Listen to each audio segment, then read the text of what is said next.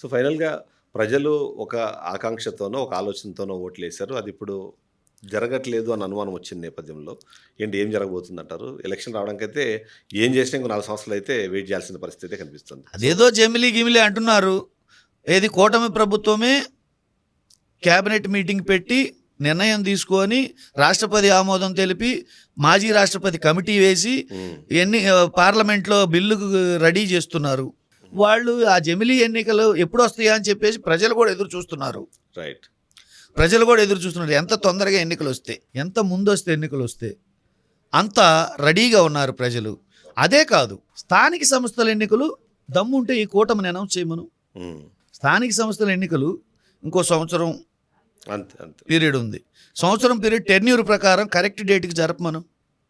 వాళ్ళ బండారం బయటపడుతుంది.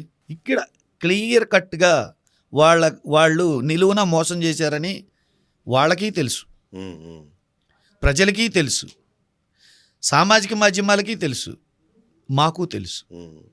కానీ మీరు అన్న ప్రకారం ఎన్నికలకంటూ ఒక టైం ఉంటుంది కాబట్టి, ఒక షెడ్యూల్ ఉంటుంది కాబట్టి ఆ షెడ్యూల్ వరకు వెయిట్ చేస్తారు. అసలు అన్నీ ఇన్ని కాదు మోసాలు, అన్నీ ఇన్ని కాదు మోసాలు. కదిలితే అబద్ధం, కదిలితే మోసం. ఇట్లా ఒక్కోటి చెప్పుకుంటూ పోతుంటే ప్రతి ఒక్కటి అనేక రకాలుగా నిర్బంధించి భయపెట్టి మోసాలు చేసి బెదిరించి ప్రశ్నించకుండా చేస్తున్నారు. రైట్. ఇది క్లియర్. మీరు ఒక టాపిక్కే కాదండి, మీరు ఏ టాపిక్ అయినా తీసుకోండి, ఏ సెక్టార్లో అయినా తీసుకోండి, ఏ రంగంలో అయినా తీసుకోండి, అదే జరుగుతుంది. మీరు ఎక్కడ దాకా ఎందుకు డిఎస్సి మెగా డిఎస్సి ఎప్పుడు పెడతామన్నారండి? ఎప్పుడు సంతకం పెట్టారండి?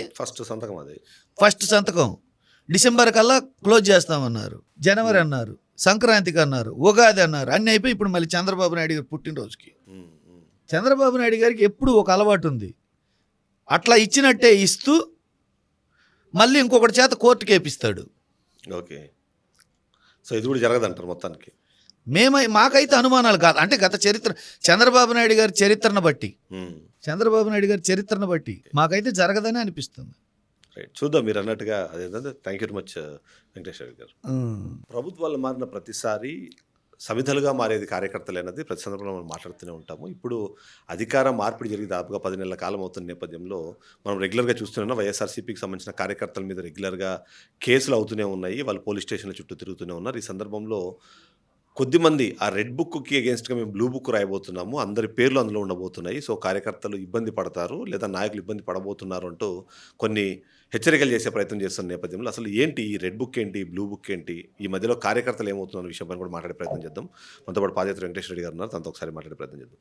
సో వెంకటేశ్వర రెడ్డి గారు, ఇవాళ మనం చూస్తున్నాము రెగ్యులర్గా ఏం జరుగుతుంది అంటే రోజుకి ఇన్ని ఎఫ్ఐఆర్లు ఫైల్ అవుతున్నాయి అన్నది రెగ్యులర్ వింటున్నాం. సరే, దానికి ఎవరికి వాళ్ళు జస్టిఫికేషన్ ఇచ్చుకునే ప్రయత్నం చేస్తున్నారు. మీరు అధికారంలో ఉన్నప్పుడు జరిగిన ఘటనలు కానివ్వండి, చేసిన వ్యవహార శైలి ఇవాళ కేసులుగా తిరిగి మీ మీదకే వస్తున్నాయని ఒక మాట వినిపిస్తుంది.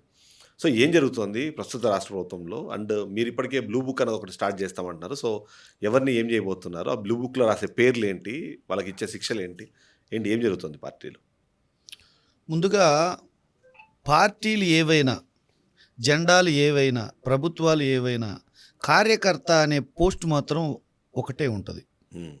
కార్యకర్త అనే ఒక విధానం అన్ని పార్టీల్లో ఉంటుంది. ప్రభుత్వాలు మారినప్పుడల్లా నాయకులు ఒకే వేదిక పాలు పంచుకుంటారు, ఒకే మ్యారేజ్ ఫంక్షన్కి, ఒకే అన్ని రకాల ఫంక్షన్లకి వాళ్ళు వెళ్తారు, హాయ్ బాయ్ అనుకుంటారు, మాట్లాడుకుంటారు.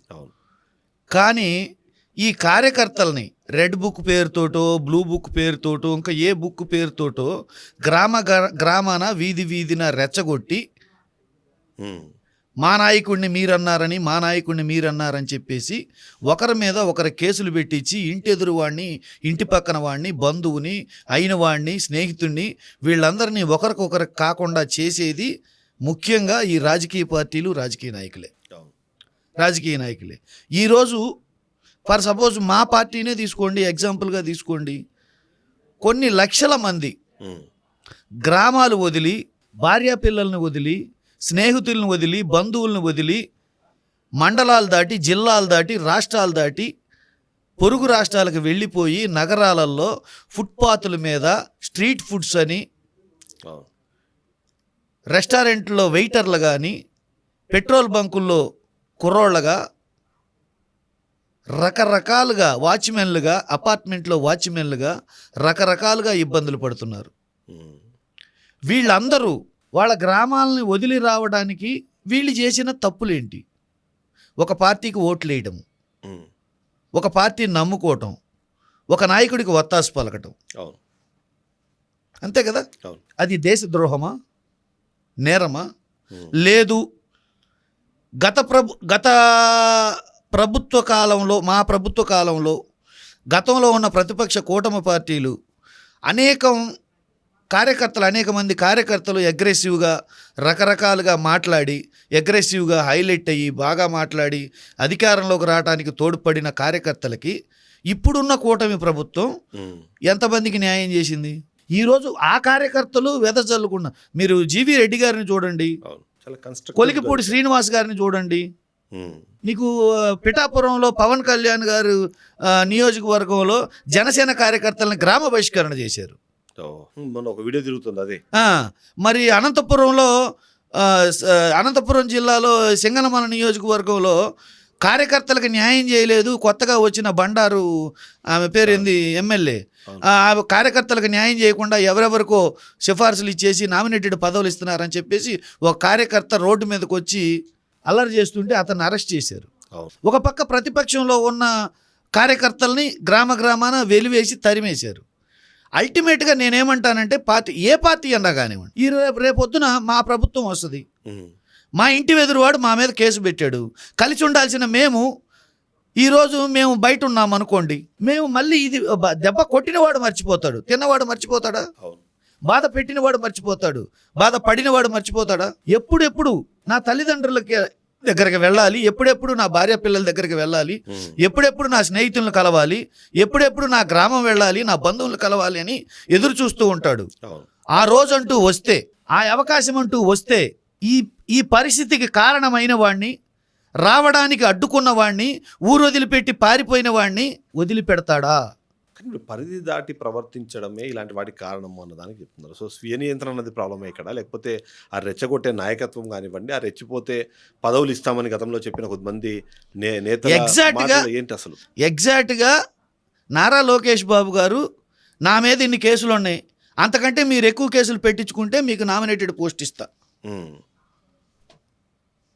అంతకంటే ఎక్కువ, అంటే నెగిటివ్ ప్రచారం చేయటం.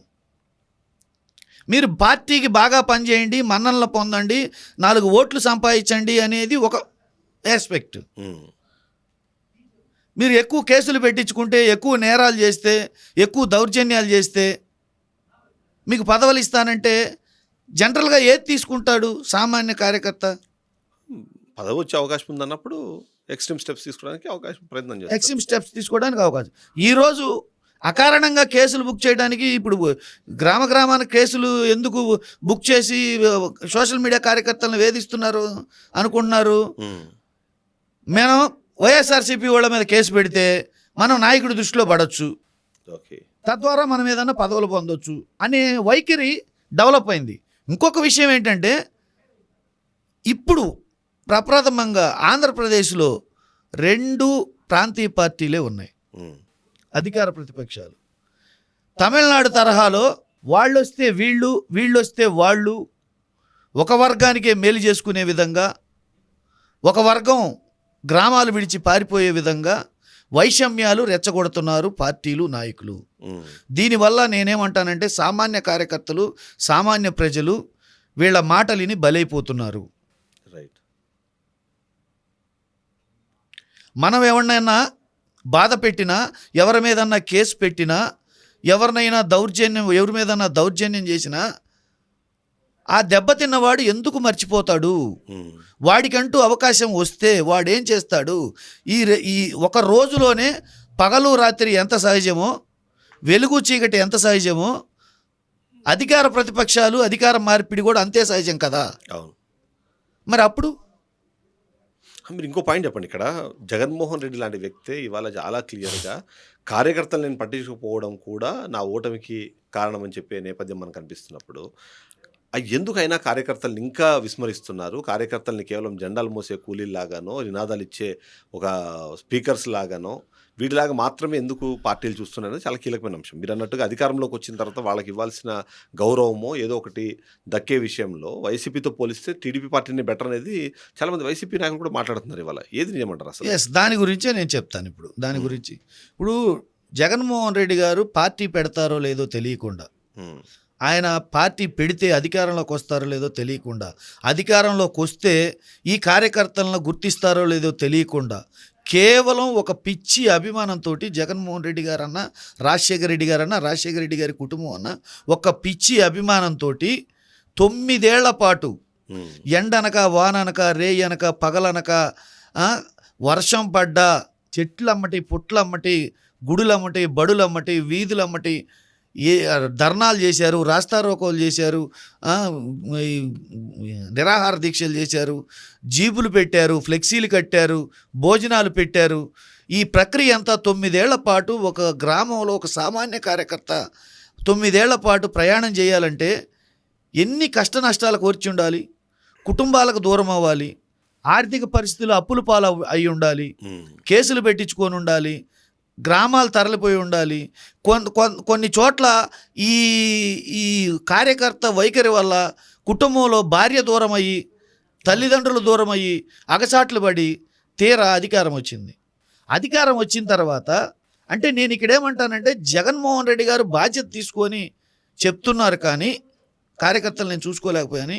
దీనికి పూర్తి కారణం స్థానిక అప్పటి ఎమ్మెల్యేలు, ఇప్పటి ఎక్స్ఎమ్మెల్యేలు.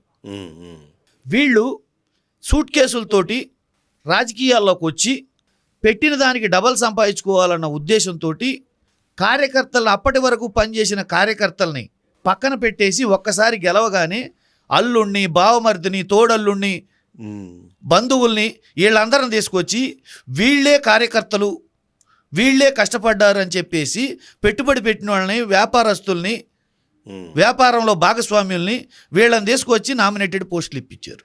రైట్. వాళ్ళు నామినేటెడ్ పోస్టులు తీసుకొని కించిత్ పని కూడా చేయలే. ఓకే. వాళ్ళు పని చేయకపోగా ఇప్పుడు ప్రతిపక్షంలో మళ్ళీ పార్టీలు మారారు.